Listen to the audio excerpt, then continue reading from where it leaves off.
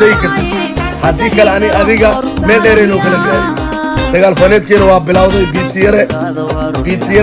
bal warkaaga waa maqlay way soo gaaray boqolkiiba boqol waxa ku hadlaysid iyo waxa sheegaysid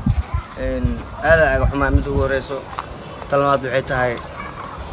aad waxa lagu ogyahay inaad shactareyso ama dadka qoslaysiiso ama waxyaabo kale asmayso laakiin laguma oga inaad heesto hore ma loo maqlin heesad adiga qaadid ama adiga qaaday hore loo maqlin ma fahanti marka waxa dhaaday biitiyare wuu dhacooyaa biitiyare saan waaye saddex heeso ani aan leeyahay fanka jirto saddex hees maahin hal heeso aad leedahay xataa de Soomaalida ee maqashay way soo sheegi karaan horta waxa sameysay wax ani fiican sameysay wax adigu fiican ma sababtoo ah waxa waaye codka aad ku heesaysid codkayga waaye codka matalisid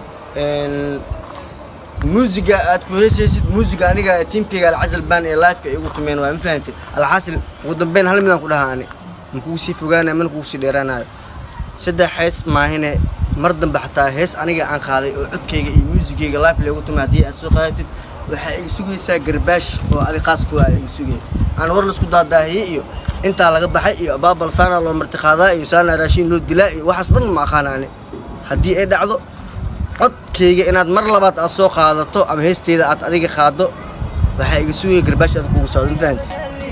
waxaan kana barkintayda weeyahaa waxaana super bete aku dalin barashada orod iga eeg waad iga heli do you wanna know